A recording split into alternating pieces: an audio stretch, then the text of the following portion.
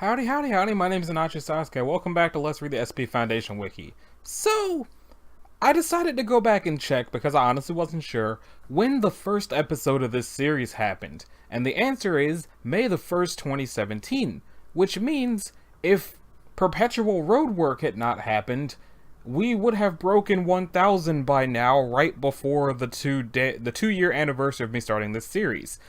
But it didn't go down like that.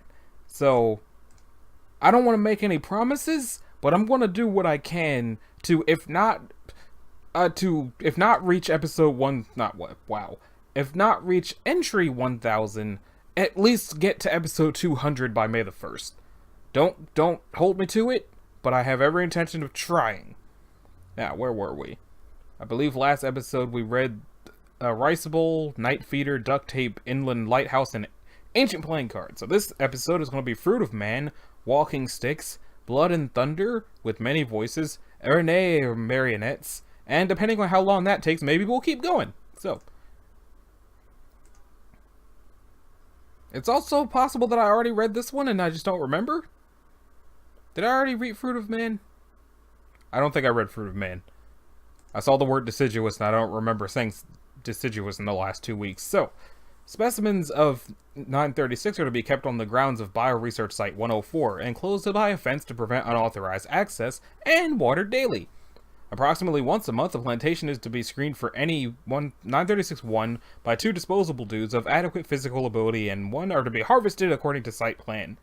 Harvested 2, used to say, are to be incinerated. Now it says, if unused, can be fed to contained carnivores upon removal of seeds, which are to be incinerated. Okay. Following Incident 1, the disposable personnel performing the screening are to be screened thoroughly for infectious diseases, and are to use sterile gloves and facial filters to prevent contamination. Is the tree growing, people? Uncontained 936 instances are to be dug out and any 1 and 2 incinerated. For purposes of containment, the Foundation is to ensure 936 is declared an invasive species by local governments. A censored description is to be made public for this purpose. Description: SCP-936 is a species of deciduous, self-pollinating tree resembling Fagus sylvatica, inhabiting the region of northern and eastern Europe, most notably clustered around blank Ukraine. 936 is capable of forming clonal colonies. Data expunged. Okay, so what is this? Tell me, Google. The European beech, or common beech. Okay, cool. It has been shown that the roots of 936 are a host to nitrogen-fixing bacteria, similarly to legumes.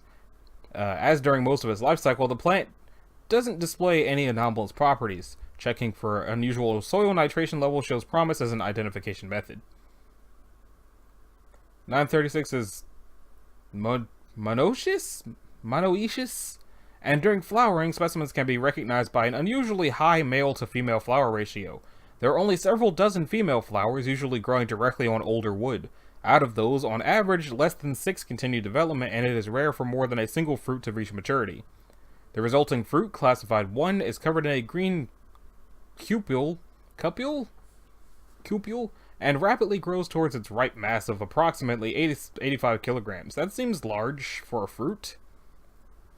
936's foliage grows denser in order to cover for the energetic expenditure. Dissection has revealed the inside of 1 contains a length of stem wrapping around a structure closely resembling a human body, designated 2. It is a tree that grows people. Tissue samples obtained from 1 physiologically resemble human tissue, possessing functionality in most aspects. Notably, circulatory system appears fully functional, and fMRI shows cerebral activity resembling that of an individual submerged in a sensory deprivation tank. So it's a full-grown human body. It's not a baby. With the exception of blank blank and blank blank, which contain a mass of brown-black seeds approximately 3 centimeters in diameter. As 1 reaches maturity, the stem thickens considerably and that word wilts, eventually breaking and causing 936-2 to descend, hanging from the stem, which in most cases wraps around its cervical region. The appearance of 2 produced by a single 936 varies in size, visual appearance, and apparent gender with no discernible pattern. The seeds within 2 have a thick skin and take approximately 16 months to germinate. However, if exposed to an acidic environment, pH greater than 2, germination occurs within blank weeks. Recovery log. SCP-936 was first discovered near blank Finland after reports of an unusually high reported suicide rate. Intelligent Agent Blank's report has revealed this to be due to the statistics including a number of nude hanging victims periodically discovered on trees in the nearby blank forest and the local cemetery, their identity being impossible to determine. Suspecting a cognito hazard, a perimeter was established around said yard under the premise of widespread bark beetle infection, and the site was placed under observation. During observation period, a new corpse was discovered despite security footage showing no violations of perimeter within assumed time of death.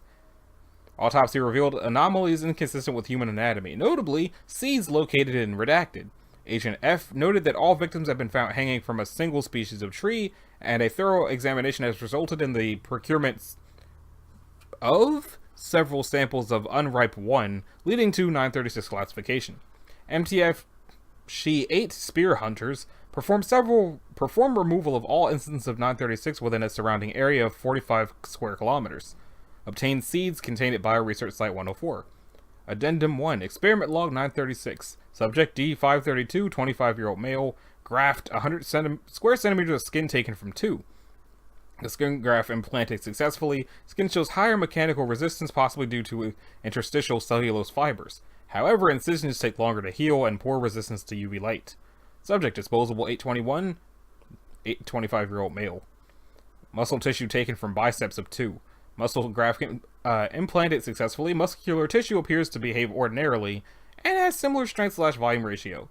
Despite 821 being restrained for several days due to operation, implanted muscle showed no traces of atrophy. Subject diet switched to protein deficient. Measurements of rate of muscle loss showed this to be lower by a factor of blank. This is written really weird. 231, 30-year-old male. Kidneys taken from 2. Graft implanted successfully. Kidney shown to have remarkable liquid economy. Subject expired due to renal failure after 7 weeks. Disposable 512, 23-year-old female. Digestive system from 2. Graft implanted successfully. 512 instead of via regular digestion appears to absorb products of bacterial decay. Intestinal microflora changed substantially. 512 appears emaciated. Urine abnormal. Further testing shows intestinal flora removes CCA .something% of urea from her bloodstream and reprocesses it. I suspect the new intestinal tract isn't long enough for this mode of digestion, Dr. Blank. 725, 25-year-old female, graft redacted, graft implanted successfully. 721 appears to produce a steady supply of seeds. 31-year-old female, subject impregnated with sperm harvested from 1. Pregnancy initially appears to progress normally, however after blank weeks, ultrasound reading data expunged, fetus artificially aborted. This might explain why data expunged, Jimin, researcher Eisenberg. Incident 1. On blank 19-something, one of the D-class personnel tasked with 1 harvest, later shown suffering from a rhinovirus infection, transmitted the virus onto at least 1. The infection spread through as of yet unknown means, causing a crop failure 936, heavily delaying research process. Removal of infected/dead 1 successful and halting infection progress. This must be written by the same person who writes them where they put data expunged in weird places midway through words, because it's happening right there. Right there. But yeah, so it sounds like the seeds are probably in women's uteruses. I don't know why they feel the need to not say that. Like, hey, we implanted the woman with the sperm from the tree human, but we can't say uterus because that's dirty. I don't know. I didn't write this. Because if I wrote this, I would not have expunged half words! So, we check the name again. The Walking Sticks. They're safe. I guess we're having pepperoni ads again. But I ate this time, haha! SCP-937 specimens are to remain at Site 92, located at Redacted in Melanesia. Site 92 is listed by its host government as a UNESCO World Heritage Site. I've heard that word before, and I'm pretty sure I said it wrong. I feel like it's UNESCO? And it's off limits for all but selected personnel, all of whom are Foundation researchers and security staff. 937 hives in the wild are to be quarantined and incinerated. A strangler fig tree, you say? 937 is in fact a strangler fig tree, closely related to Ficus Watkinsiana, and has been classified as Ficus formicidae. and data expunged. 937 appears very similar to other strangler fig trees for most of its life cycle, although its reproductive process is unique. Why is it called the strangler fig tree? I don't think that the Foundation did that. I think it's actually called a strangler fig tree. Huh. And there's also a strangler fig. Okay. I hope it doesn't choke people. When 937 matures, I think I missed it, appears very similar to other strangler fig trees for most of its life cycle. Reproductive process is unique.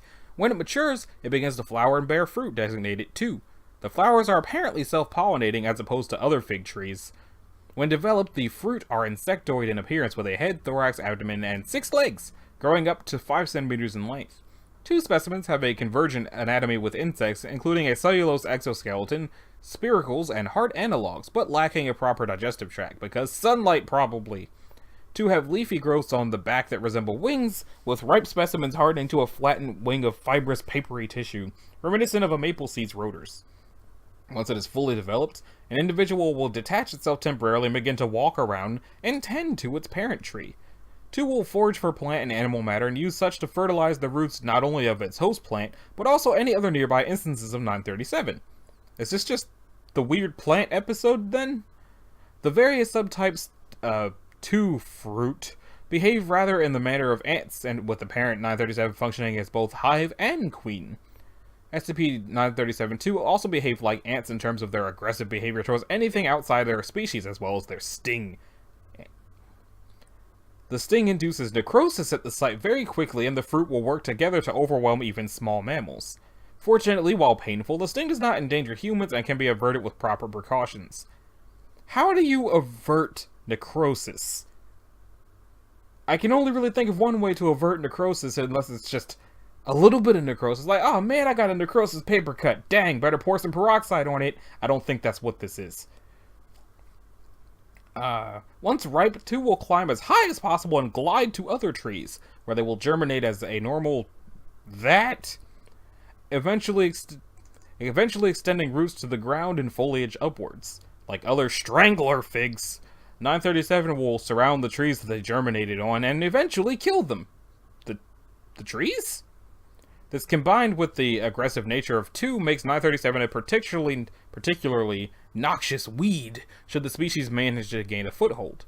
Look, experiment log. Blank 19 something blank months duration. 2 937 specimens, 20 fertilized queens of... What is this? Is it ants? A species of leafcutter ant belonging to the tribe Atini, native to the New World. Okay. Procedure. A large arboretum was constructed at Redacted in Melanesia, where 937 and the leafcutter ant were introduced to an established ecology. Details. 3 successful leafcutter ant colonies were founded and began to expand. Both 937 trees matured and bore fruit, which began to forage. The 2 species ignored each other until the leafcutter ants attempted to harvest leaves from one of the 937 instances. New subtypes of 2 matured, and the 937 hives collaborated to eradicate leafcutter colonies and aggressively colonize the area. After blank weeks, the ant colonies had been exterminated, and much of the island's ecology had been taken over by 937. By order of Dr. Blank, senior researcher for 937, the site was remotely destroyed and incinerated until nothing viable remained. Addendum 3. Due to irregularities in soil samples at Site 92, data expunged, a quarantine for all botanical materials now in place at the site. Okay? That's how you expunge things. Not half a word. Not half a word. A whole thing. Gone. That's how it do. Okay, so. Blood and thunder. Oh! It's been a while since we got some Keter things. It looks like teeth. Oh, there's pepperonis again. I can move it? Hey! I like to move it. I don't think my computer likes to move it though. Put it down. Put it down. I made a mistake. It won't go away now. Okay. This error has been brought to you by Hormel Pepperonis. Anyway, SCP-938 is to be contained within Capacitor Bank 0 at, used to say, Biocontainment and Research Site 6. Now it says Biocontainment and Research Site 7. Did it kill Site 6? It probably killed Site 6. And it looks like this happened a few weeks after I came into existence. This bank is consist of 527,500 EPCOS B4345 capacitors, maintained within Storage Warehouse 0. Storage Warehouse 0 should be constructed of unreinforced high-strength concrete.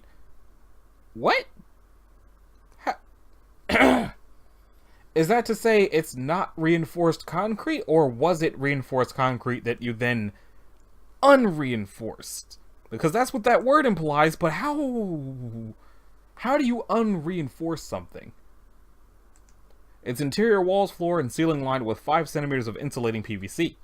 The structure must be devoid of electrical wiring and systems. Lighting should be provided by fiber optic cables routed underground from adjacent structures.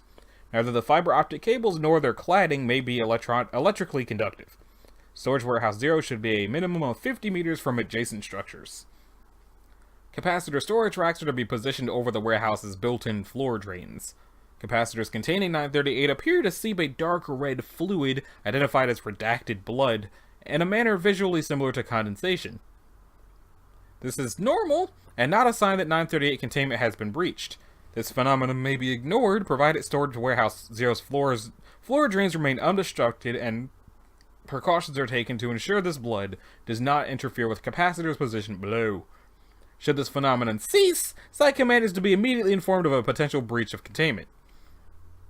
Both the structure and Capacitor Bank 0 should be inspected by 4 disposable personnel supervised by 2 Clearance Level 2 research personnel and at least 1 Clearance Level 3 security officer weekly or immediately following any electrical storm occurring within 20 kilometers.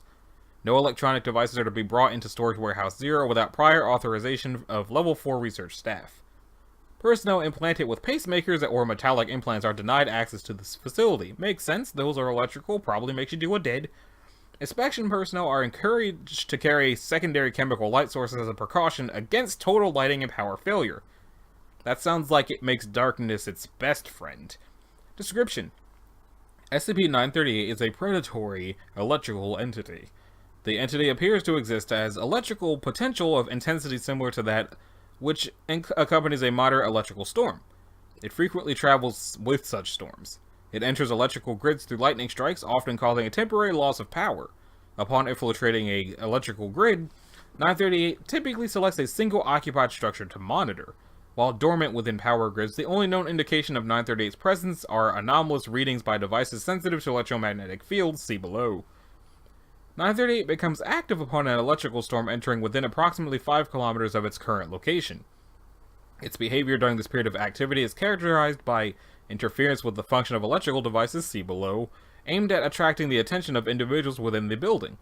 Individuals which attempt to interact with the affected devices are electrocuted. In all but 2 recorded instances, this has resulted in the immediate cessation of all neural impulses. In the aforementioned 2 instances, only the victims' hearts were stopped, both were successfully resuscitated, and both experienced long-term deleterious effects attributable to 938's assault. See Addendum 11-16-1987 for further information. Is that the day, or is that just what it's called? Shortly thereafter, afterward and thereafter probably mean the same thing. 938 returns to the atmosphere as lightning, rapidly dissociating to electrical potential and returning to its free state. 938 has on at least 1 occasion vacated an occupied structure without attempting to attract the attention of its residents or visitors, and twice after successful efforts which appeared aimed at attracting the attention of singular individuals. Analysis of high-precision electromagnetic field readings indicate anomalous, highly localized intensity fluctuations consistent with human neural activity in the vicinity of 938. Conservative estimates place the lower bound of distinct neural patterns at approximately 100,000. Of the 12 successful isolated, 5 indicate average levels of conscious thought, 4 indicate levels of activity above the norm, consistent with elevated stress levels, and 3 are consistent with stage N3 and REM sleep. I apologize that I'm stumbling over some of the words. This is a thing that happens when I don't actually understand what I'm reading, and I don't understand a lot of this. Periodically, 938 will fixate on an individual. These individuals are designated A. Prior to feasibility of containment, 938 was documented pursuing a single target for 36 years, 11 months, and 6 days until the target died of natural causes. The exact traits which prompt 938 to fixate on an individual are unknown. In 12 of 19 recorded instances, A were documented to suffer from a number of disorders relating to stress or paranoia, including post-traumatic stress disorder, paranoid schizophrenia, and a number of severe phobias.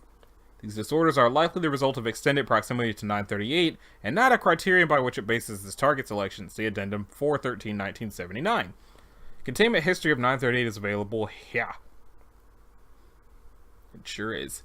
Addendum 929-1944. The electrical phenomenon commonly known as St. Elmo's fire provides 938 with a direct route of attack. A. Redacted. 938. A Foundation personal security detail redacted suffered acute UV burns and permanent blindness. Blank died of resultant infections. 413-1979. Several members of MTF Theta 9 have reported subtle hallucinations and a vague sense of unease while in the vicinity of 938. The most frequently reported hallucination has been irregular clusters of iridescent red eyes watching from poorly illuminated areas, including the shadows of personnel, foliage, and a handful of reports of the night sky. Agent Blank remarked he once mistook the phenomenon for stars. It is not believed to be a cause for concern at this time. Are you sure? Note, 2/22/1990. Personnel responsible for the routine inspection and maintenance of 938 containment have witnessed similar hallucinations in the vicinity of Capacitor Bank 0 despite no knowledge of MTF Theta 9's reports. Maintenance personnel most often report these as clusters of eyes in the spaces between capacitors. Addendum 3/11/1987. Statistical observation of weather patterns within 3,000 kilometers of 938's confirmed locations aimed at determining if 938 is capable of altering local weather patterns has proven inconclusive. And here's the last one. The deleterious effects suffered by both known 938 survivors are the erasure of significant stretches of memory and drastic alteration of both individuals' mannerisms and personalities. During subsequent evaluation, both professed to experience persistent feelings of depersonalization and derealization. Medical and psychological evaluation results are available to research personnel on request. Okay? With many voices. Okay, so Plants and Keter. That's probably what I'm going to call this episode. Plants and Keter. But we'll see how that goes. Pepperoni. I'm not going to drag you around this time because then you don't leave. SCPs 939, 13, 1953, 89, 96, 98, 99, and 109 are kept in cells 1163A or B, 10 by 10 by 3 meter containment chambers within Armed Biocontainment Area 14. Both cells are environmentally regulated and negatively pressurized, with walls constructed of reinforced concrete as opposed to unreinforced concrete. Access to these cells is regulated by an outer decontamination chamber and inner gas-tight steel security doors. Observation windows are constructed of laminated ballistics glass 10 centimeters in thickness, protected by 100 kilovolt electrified mesh. Humidity is maintained at 100% at a temperature of 16 degrees Celsius.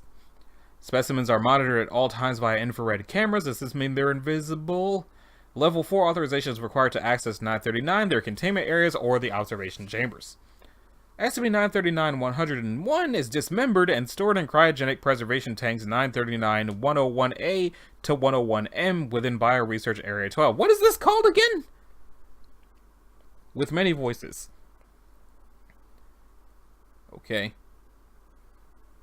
Dismembered.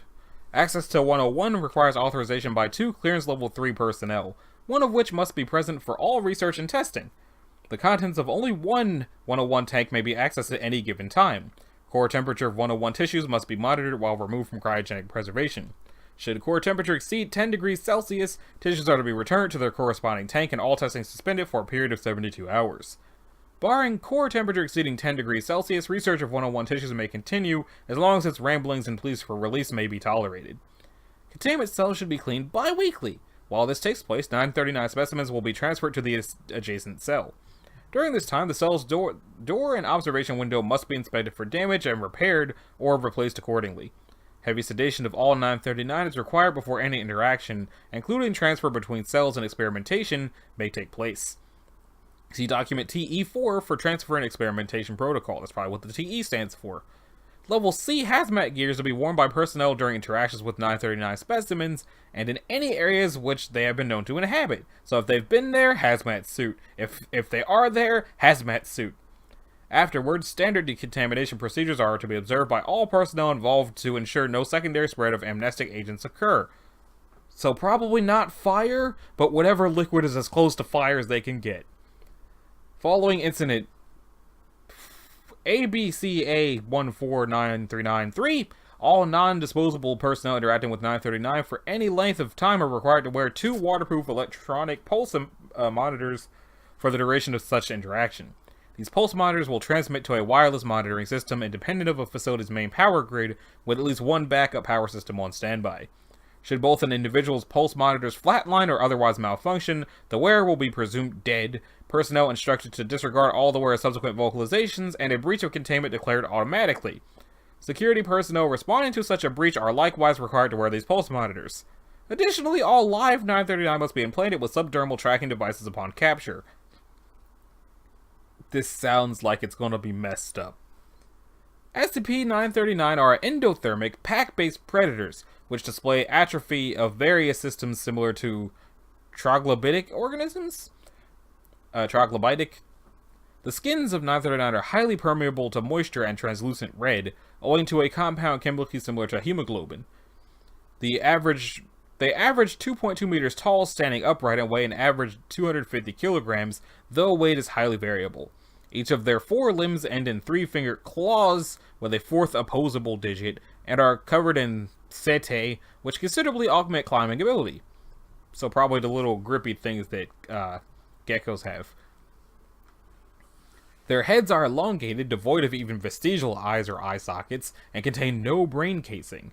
The jaws are lined with red, faintly luminescent fang-like teeth, similar to those belonging to specimens of the genus up to 6 centimeters in length, and is circled by heat-sensitive pit organs. Eye spots, sensitive to light and dark, run the length of their spine dorsal ridges. These spines may be up to 16 centimeters long, and are believed to be sensitive to changes in air pressure and flow.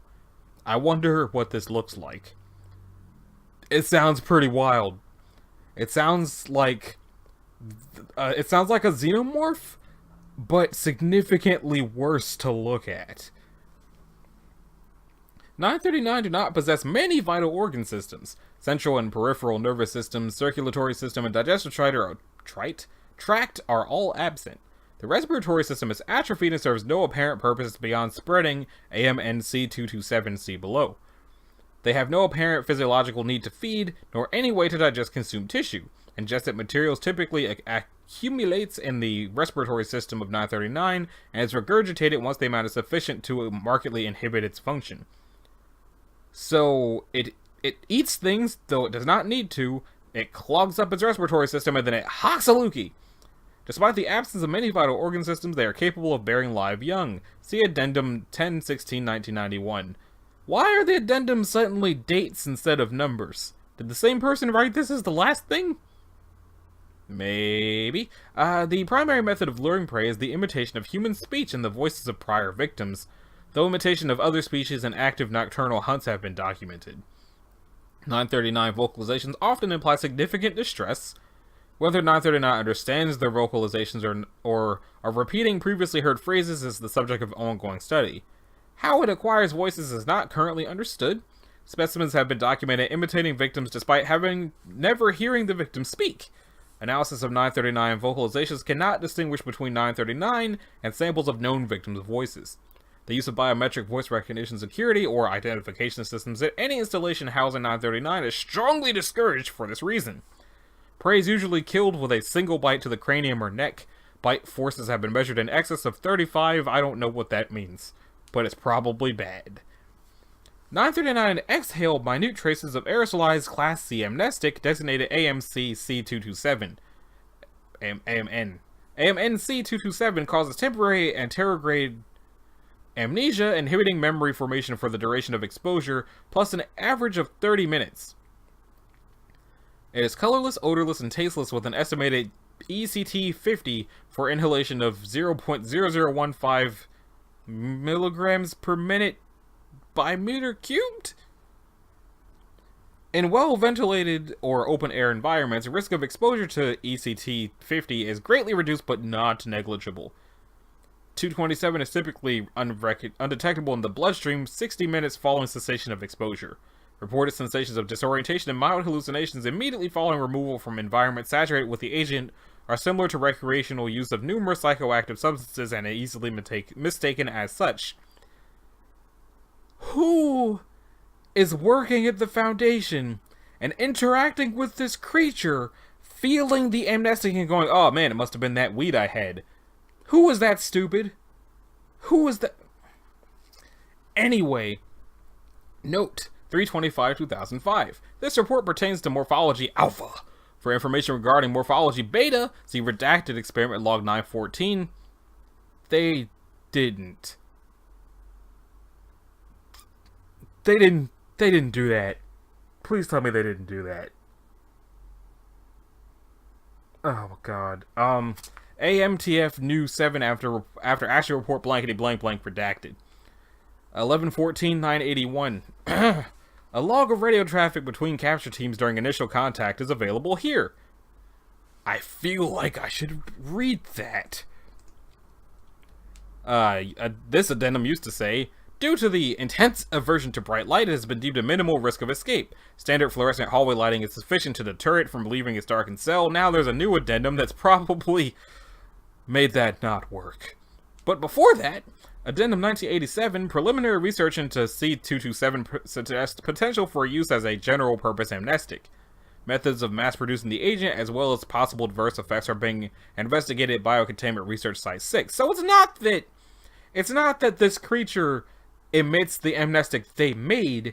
They made the amnestic based off of the thing that... These are terrible people. It said has been approved for use as a Class C amnestic. Projected annual production at Bioresearch Area 12 by 939 respiratory tissue cultures is expected to surpass 3 liters. Well, that got crossed out. I wonder what happened there. Containment of 9 specimens has been compromised following a Silent Night breach scenario at Biocontainment and Research Site 6. Okay. Nearby civilian settlements have been evacuated on the pretense of a coming storm. Recovery teams have been deployed to the area. 10/16/1991, redacted.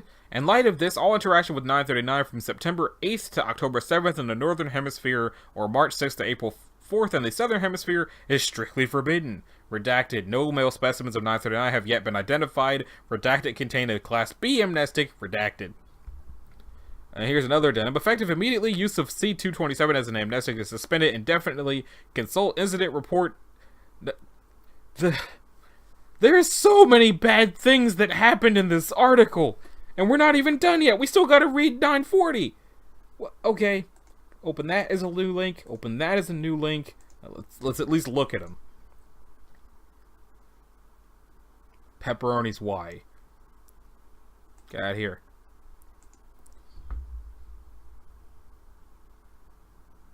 Get out of here. And get out of here. So, let's start with the incident. On January the 30th, 1992, a statistical rate of missing persons reports more than blank times the blank national average was noted among civilians administered C-227 following the capture of SCP blank on November the 28th, 1990, 2 kilometers northwest of blank blank blank blank blank blank. Pending further investigation, use of C-227 was suspended. On January 31st, 1992, field agents blank blank and blank were dispatched to the area to investigate. Through collaboration with local law enforcement, Agent Blank was able to secure an interview with just approximately 7 months prior to the arrival of field agents. Just reported 3 individuals missing under suspicious circumstances. All had been previously administered that amnestic. Okay. Forward, this interview has been conducted by myself, Agent Blank Blank, in order to confirm or refute the possibility of a link between the disappearances of Jibbin, and reported by Mr. Jis on the 5th of June, 1991, and prior administration of AMNSC 227 to all formed named individuals on the 28th of November, 1990. Thank you for taking the time to meet with me, Mr. S. To begin, I'd like you to relate the events of June 5th in as much detail as you can. Okay, so I called some friends, and we decided to go for a hike, like just sort of fuck about in the woods, you know.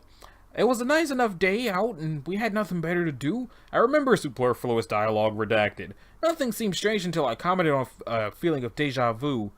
A gave me a funny look and said she felt it too. We all did. M must have been the only smart one. He got creeped out and went home. The rest of us were curious and decided to look into it. I mean, when have you ever heard of 5 people all feeling deja vu at the same time? Can't say I ever have. Please continue. It got even stranger. The feeling of familiarity got stronger and stronger as we neared blank blank. Blank blank? Yeah, huge cave nearby. I don't think any of us had ever been inside before. We only had one flashlight and it was dumb as hell in hindsight, but we went inside. The feeling kept getting stronger the further in we went. I know I kept calling it deja vu, but that's not the right way to put it. It was more of a general feeling of familiarity, not like this had happened before, but something about it was just familiar and nobody could put their finger on what. The deeper we went, the more familiar it felt. The more certain we felt we were getting closer to what? I don't know. None of us knew, and that's why we kept going. Did you find anything? No, well, I don't remember. I remember C saying something about it getting late. We should turn back. I don't remember anything after that. Until if you need to take a moment, that's fine. I don't remember a fucking thing until sitting on the side of the highway. It was dark out. An officer was asking me questions, telling me to stay calm until an ambulance arrived. I was all cut up, screaming about Red, begging the officer to let me go. I had to get away from what? The Red! What was Red? I don't remember. What about your friends? They weren't with me. They think I did it. They won't listen to me. Said I was high on something, that I was coming down off a bad acid trip.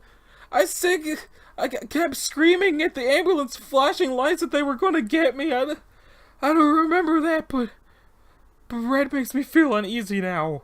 Superfluous dialogue redacted. And log closing statement. My team's is ill-prepared to investigate further. We'll be returning to Redacted in the morning to report our findings. A minimal cover-up should be necessary depending on what's found, at least for this particular incident. To this end, I suggest that Mr. J.S. be strongly implicated in his friend's disappearances. Following his conviction, he could be recruited from the prison system as clearance level 0 janitorial staff and transferred to whatever installation can use him. Agent Blank reported the possibility of a 939 den in the area, and an eradication detail was dispatched to investigate. The presence was confirmed within blank blank and destroyed by February the 2nd. On February the 20th, Dr. Blank confirmed the sensation of familiarity reported by JS was solely attributable to a hitherto undocumented effect of a second exposure to aerosolized C-227 following a first exposure of an individual to ECT. The sensation appears to act as a lure in those affected by 227, drawing them toward higher concentrations, most often centering around dens. Addendum March the 1st, 1992, C-227 aided tracking of 939. We can use this. Anyone exposed to a concentration high enough for temporary anterograde amnesia to manifest can stalk them like bloodhounds if they know how to identify the misplaced sense of familiarity for what it is. Based on Agent Blank's retracing of the route Mr. J.S. and his friends allowed, we know to expect an effective range of blank kilometers if we use this form of tracking. No, it can't find individual 939, but it can guide us to their dens. I recommend we brief a number of field operatives on this plan. Any willing would then be exposed to AMN C-227 under controlled conditions and dispatch first to the locations of C-227 used on its civilian populations. Any errant sensation of familiarity experienced by these operatives will be taken as identification of a 939 den nearby and reported as such. Eradication teams will be dispatched to investigate, destroying those dens as they are located. After this has been accomplished, I believe the dispatch of these operatives to major population centers to facilitate their securing, coupled with standard monitoring of civilian, military, law enforcement, and redacted channels of information, is the best course of action to locate and exterminate 939 in the wild. Okay, what's this other one? The reproduction. What? Document. On September the 25th, 1992, SCP-939-1 gave birth following a gestation period of roughly 12 months. Litter A contains 6 specimens, numbered A1 to A6. A1, A4, and A5 were male, A3 and A6 were female. A2 was stillborn and immediately cannibalized by 1. 1 made no attempts to interfere with the confiscation of its offspring. Vivisection of A3, 4, and 5 found him to be morphologically and genotypically indistinguishable from healthy human infants. Several researchers who participated in the vivisection subsequently requested Class B amnestics. It should be standard policy to grant these requests after all relevant data has been collected. The remains of A1 and A3 are kept preserved in biological materials storage units 939-26C and 26D, respectively, within Area 12. The remains of 4 and 5 were incinerated. 6 will be transferred to Redacted for observation as it matures. It will undergo monthly physical examination, supplemented with any additional measures deemed necessary. And the transfer of the Doctor has been completely redacted. Note, March 16, 1997. After overhearing numerous conversations between personnel, A6 has come to believe its name is Keter. Given the marked positive effect on its mood, staff are advised to neither encourage nor discourage this assumption. Both its mental and physical development have remained consistent with human norms. Emergency log, medical log A6. At approximately 8 o'clock, A6 began acting increasingly unsettled. When questioned, it reported a sense of malaise. They can talk? Medical breathing was observed to be rapid and shallow. A6 was escorted to the medical ward for further examination. Heart rate was measured to be erratic, averaging 190 beats per minute. No further anomalies were observed. A6 was administered a VAT and returned to containment. Probable panic attack trigger undetermined. The next day, well, rather 4 o'clock in the morning, A6 reported the same symptoms accompanied by a mild headache and aversion to light. Examination returned identical results to the previous day. Instructed to rest, administered a sedative, returned to containment. 2 weeks later, symptoms outlined above persisted for 2 weeks before intensifying. A6 destroyed the lighting fixture in its enclosure and was found to have assumed the fetal position underneath its bed at 1:40 in the morning. A6 staunchly resisted leaving its chamber, requiring it to be carried to Area Blank's medical ward. It complained of a severe headache, intense aversion to light, hypersensitivity to auditory stimuli, intense chest and abdominal pain, and uncomfortable warmth, commenting that it hurt too much to cry. A6 core's body temperature measured to be 41.2 degrees Celsius. Technicians were unable to locate a pulse. MRI indicated redacted. A reinforced concrete containment cell was immediately prepared for A6. The cell's lighting was dimmed and a large basin of water, full of water, provided at its request.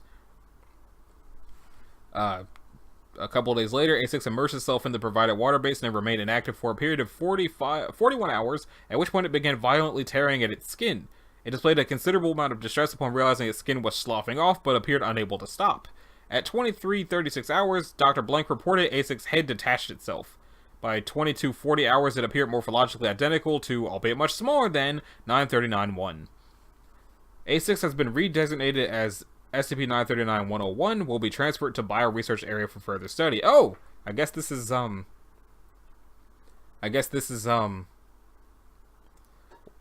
isn't this the one that's dismembered and locked in a bunch of boxes? Access to Cryogenic Preservation Room 101 granted to Dr. Blank. Excuse me, mister, why are we here? It's bitterly cold and we would like to go home now. We're very late for our bedtime and we're very sorry. We didn't mean it. Have you seen our pictures? We like drawing. Daddy hung them on the wall, except for sometimes when the others in white coats took them away, Daddy told us not to draw pictures like those. They made him sad, so we did our best to draw other things, but sometimes we forgot. Sometimes Daddy hid the pictures or ripped them up. He told us it wasn't like that he didn't like them. He said it was to keep us safe from the mean doctors in the white coats, but then the doctors took Daddy away. They made us get shots and told us to forget about Daddy, but we're scared of needles without Daddy around. This feels weird to read.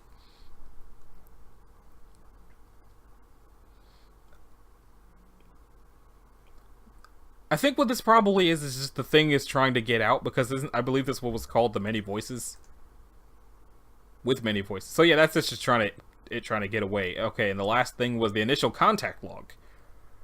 The following is a transcript of radio traffic between the on-scene Commander Trapper Home and subordinate Fire Teams Trapper 123 of Site Blank's Tactical Contact Security Force designate Trapper during the initial contact with and recovery of 939.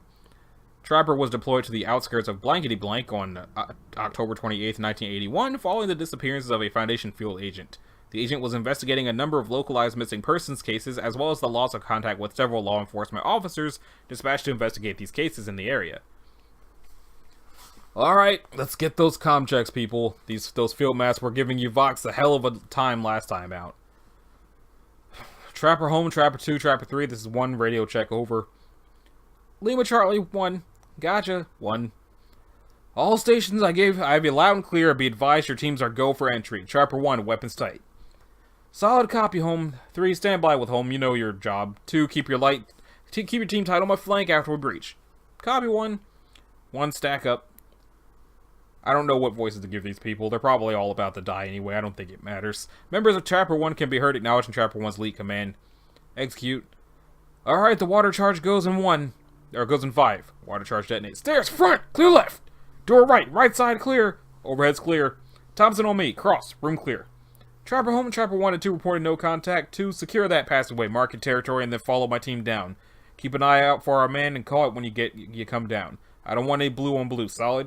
Copy 1. Hoskins, you got point. Roger that, moving up.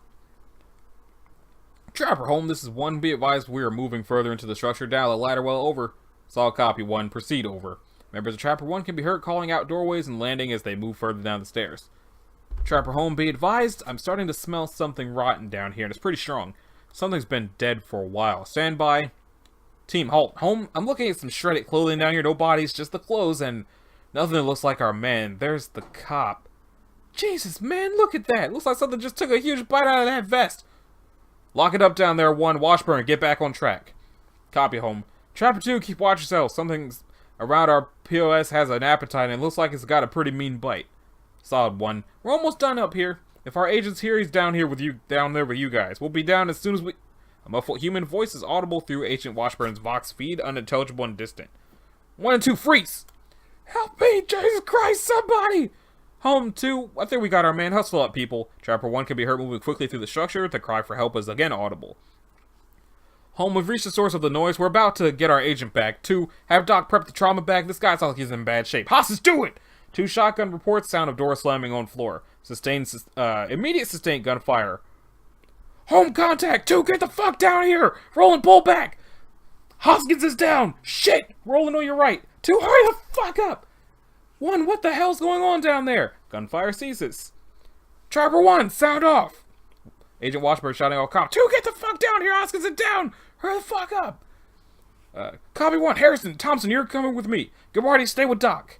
Trapper 2 could be heard acknowledging Trapper 2's lead order. Home 1, be advised. 2 is en route to 1's last position. Agent Washburn can be heard cursing over Agent Vox's video feed. 1, be advised. Your radio's not broadcasting. I can hear you, but you're... Jesus Christ, 2, engage! Engage! Immediate sustained gunfire. Okay. Thompson, pick up the slack. Loading. Gun up, guys. Pull it back down the hallway. Harrison, suppress that doorway. Frag out! Explosion. Gabardi, Doc, get the 60 set. We're coming up. Trapper 1's gone, and I'm dropping gas. Mask up. Gas, gas, gas! I want to hear that song now. 3 muffled popping sounds can be heard. Coming up the stairs. They're slowing down. Get 3. Michaels? Home, we've deployed VX and need 3 down here and mop for cleanup. Set up Deacon. Or Decon. Roger 2, we're already on our way. Shit! Gunfire. Whoa, nice shot, Gabardi. Home, we got an unconscious one. Think we're going to need a mobile containment unit medical support for the candidate. I think it sucked down some VX. I'm not hearing any more movement down those stairs. Home. Copy 2. Stand by for link up with 3. Extricate the candidate and hit Decon. We're done here. I probably should have known there was going to be a lot of cursing because there's always cursing when they're catching things when they live. And that brings us to 940, which is Aranea marionettes, which are probably spider puppets. And okay, so yeah, plants and Keter. Plants and Keter. That's the episode. Plants, Keter, and pepperoni. Alright. So, all known samples of 940 larvae are currently in containment. Systematic purging of 940's adult samples from civilians is currently, as of blankety blank blank, being spearheaded by a combination of Area 14 research personnel and Mobile Task Force Omicron 7, Orkin. Isn't Orkin exterminators? I think it is. Samples of Foundation strength and blankety blank, see documentation regarding Agent Blue, are in the process of being added to commercially available insecticides, which is expected to prevent any more wild strains of 940 from arising.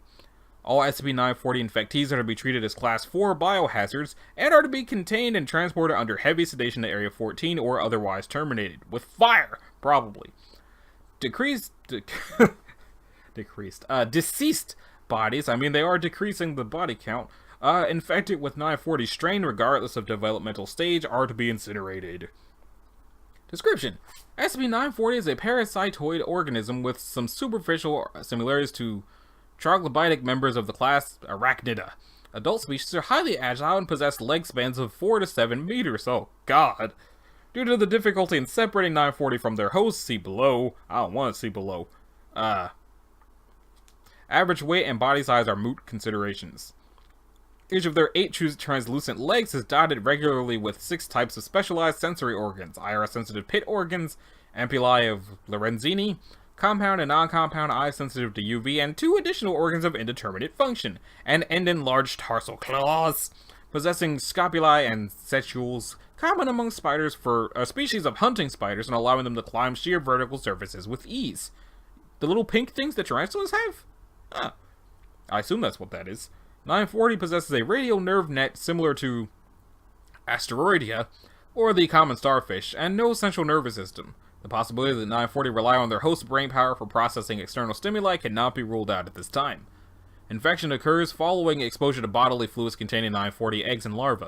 The life cycle of 940 from initial infection to maturity is as follows. Stage 1! Infection occurs with exposure to bodily fluids contaminated with the eggs or larvae. The larvae at this point are too small to be seen with the human eye. Microscopic testing has revealed eggs are typically no larger than 3 to 5 microns in diameter. The larva, the only stage of life cycle with many organ systems necessary for survival prior to interaction with the host, possesses leg spans from 7 to 17 microns. The first larvae to hatch will begin cannibalizing any unhatched eggs than each other in order to ensure only one larva develops into an adult within a given host. The host will often complain of abdominal and chest pains at this stage. Note, cases of as many as 5 larvae reaching maturity within a single host, though rare due to competitiveness between larvae for a host and the enormous strain placed upon the host's body, have been documented. See Incident 1, I'd rather not! The remaining 940 larva migrates to the chest cavity, typically attached to a major artery, the heart or spinal cord, positioned with its legs oriented towards the host's back. Internal organ systems of the larva begin atrophying. Is it a chest burster? Death caused by severe heart infestation. Died of a stroke caused by breakdown of the internal body, consistent with transition to stage 4. The carapace of 940's larva body breaks down. The legs remain intact. The circulatory system of the larva conjoins with that of the host, as does its nervous system, though to a lesser extent. The larva begins producing a number of enzymes which cause the host body to increase production of a number of hormones, including human growth hormone. Wait, the human body is where the 8 legs are? Earlier abdominal and chest pain subsides, the host experienced an increase in appetite and general listlessness. MRI image of a parasite bonded to an abdominal aorta. Stage 5. How many stages are there? Approximately 3 weeks after initial infection, 940 begins to alter serotonin and dopamine levels in the host's brain, causing them to experience feelings of happiness and well-being. The legs of the larva, now supplied blood and nutrients by the host's circulatory system, begin to penetrate the skin of the host's back. Hosts typically do not report any discomfort or alarm at this and rarely seek treatment. It's starting. Approximately 5 weeks after initial infection, 940 reaches full size and maturity. Hosts are secretive about their condition. A form of communication is believed to occur between 940 and its host. For example, the hosts have displayed a vague awareness of things occurring behind them. 940 specimens often retract their legs, folding them flat against the host's back, allowing them to be concealed with relative ease by clothing. Additionally, 940 triggers an increase in the levels of testosterone in the host's body, leading to increased libido. Infection of new host is facilitated through contact with bodily fluids contaminated with 940 eggs. This is usually accomplished via coitus with an infected host. Okay. Stage 7. All infected individuals that have survived 6 weeks of infection are considered to be in Stage 7. Stage 7 infectees report the loss of a sense of individuality, gradual clouding of the eyes leading to a loss of eyesight, and culminating in near total blindness and bouts of catatonia and catalepsy? Death is typically due to aneurysm caused by skyrocketing blood pressure, heart or kidney failure, or exsanguination. Infected at this stage can be identified by the strange choking sound they issue when they attempt to draw in more oxygen than is possible. When the host biologically dies, 940 will continue to animate the corpse by means of its limbs, entering a berserk state. In this state, 940 will attempt to reproduce and infect with no regard for concealment, generally inflicting physical violence and blood transmission to do so. This state can last from 1 to 3 days before 940 expires. Image redacted by 0512. Thank God! Treatment with intravenous antiparasitic compound is possible if administered prior to the infection advancing to Stage 3. Addendum. Stage 6 and above adult 940 samples, when not attempting to conceal their identities, are extremely agile and capable predators. Through the use of their powerful limbs and multiple sensory organs, they are highly adept at evading capture. Field agents are to be highly cautious and equipped with MOP 4 gear at all times to prevent infection, and Foundation-issued nerve gas grenades for suppression purposes. I feel like all 3 of these Keter entries were written by the same person. Incident 1. On blankety blank blank, assistant researchers failed to return a live sample of 940 larvae to cold storage, instead allowing the sample to remain unattended in a lab for approximately 45 minutes while on a lunch break. You fool! The resulting breach of containment resulted in 7 940 infections amongst research and security personnel and another 5 in disposable dudes. The affected wing of Area 14 was isolated for decontamination, and infected Foundation personnel administered intravenous antiparasitic compound. All received treatment within 6 hours of infection and made full recoveries. The infected disposable dudes were isolated for observation so as to establish a progression of 940 infection and determine how long it remains treatable. Observation of subjects 1, 2, and 3 form the basis of the infection's given progression above. Subject 4 is the only infected that did not follow the above reported progression due to multiple larvae reaching maturity. 4 was terminated 3 weeks into the process when the accelerated symptoms resulted in her progression to Stage 7, completely bypassing Stages 5 and 6. Subject 5 was initially believed to be unaffected, displaying no symptoms of 940 infection after 3 weeks. A full examination found 5 to be pregnant. The unborn fetus was infected. The fetus, D946, was allowed to mature. 5 was kept unaware of its condition. Both expired when the legs penetrated the uterus. 6 is preserved, kept in cryogenic storage at Armed Biocontainment Area 14 for study. Yeah, I think it probably was the same person that wrote all 3 of these, because that one entry in the first 2, they blanked out what was probably uterus. This person seems to have something out for babies. But anyway, let's get away from that picture. That's gross. All of these are gross. Let me just close the whole dang window. Get out of here. So, that about does it for episode 196, I believe, of Let's Read the SCP Foundation Wiki. If this one ran really long, so we're not going to do more than these 5. In the next one, we're going to do Sick of Motion, Blood Candy, Repayment in Kind, Mirror Maze, and Box of Shawapti?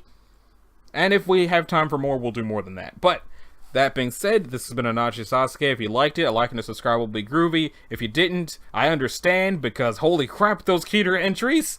And I will see y'all in the next one. Later!